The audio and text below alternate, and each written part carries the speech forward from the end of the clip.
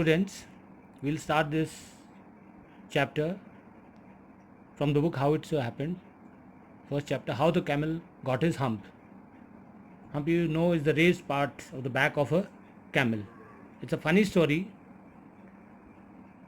but definitely we'll get a lesson. We'll get a moral out of this story. In the beginning, what the author is trying to say is how the camel got his hump. In the beginning, when the world was new and when the world has just started, that is, we are talking about the earth, and the animals were just beginning to work for man, there was a camel and he lived in the middle of a howling. Howling is a desert which makes sound, that is the sound of the wind, and then it makes a particular sound, that is why it is called a howling desert. Because he did not want to work, and this particular animal did not want to work. He ate sticks and thorns and prickles. Thorns and prickles, because in a desert this is what all you find. You don't find leaves, you don't find much of grass. Most of the bushes are thorny and prickled. And when anybody spoke to him, he said hump, just hump and no more. So whenever anybody spoke to him, his only answer was hump, hump. Presently the horse. So once the horse came to him on Monday morning with a saddle on his back and said, "Camel, oh camel, come out and trot like the rest of." Trot is, that is the walk of the horse is called a trot. So come and let's work, the horse is telling the camel. But as you know, the camel will answer only in a hump. So hump, said the camel, and the horse went away and told the man. So all these animals are working for man. So he goes to the man. After that, the dog came to him with a stick in his mouth, as you can see in this picture, and said, "Camel, oh camel, come and fetch and carry like the rest of us." So he also orders the camel to come and help him, like they are working for the man. He should also work. Again his answer is hump, and the dog also goes away and tells the man. After this, the ox, ox is the masculine gender of cow, with a yoke on his neck,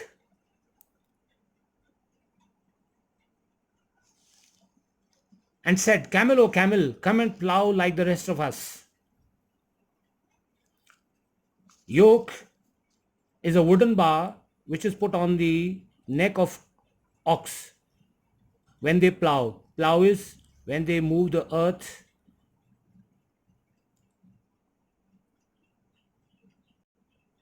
before you sow seeds, you plow the field. So again the answer is hump, and the ox also went away and told the man. So then at the end of the day, the man called the horse and the dog and the ox together and said, he had a meeting with all three of them. "I am very sorry for you, but that hump thing in the desert can't work, or you would have been here by now. All three of you are working, but that lazy camel is not working. So I am going to leave him alone, and you must work double time to make up for it. So the only thing I can do is, now his work, you also have to do it. The work which he is not doing, you'll have to double your work and finish it." So all three were very angry because already they were working and now they had to work double. They had to work for the camel also. And they had a panchayat. Panchayat is meeting on the edge of the desert, at the corner of the desert. And the camel came chewing cud. Cud, animals, they swallow food very fast, but it is very difficult to digest it. So when they have finished eating,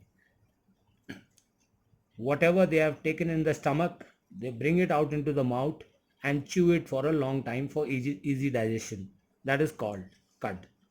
And laughed at them. Then he said hump and went away again. Presently there came along the jinn, who was in charge of all deserts. Jinn is a Arabic word which means a soul which can take a form. In English we say angel, which can take a form of any man or any animal. And he is in charge of the whole desert, rolling in a cloud of dust.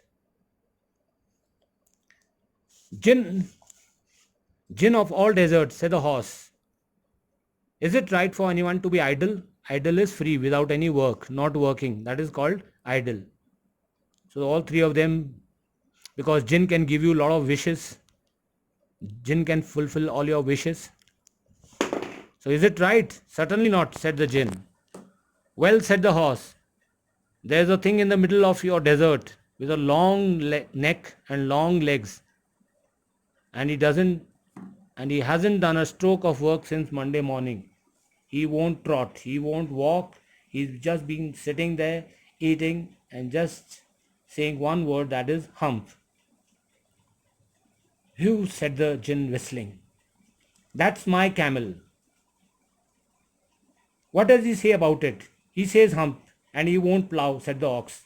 He won't walk, he won't plow, he won't carry anything. Very good, said the Jinn. I'll hump him if you will kindly wait a minute. So don't worry, all three of you. I'll do the needful. I'll go to him and see what I can do. Thank you, students. We'll continue the story.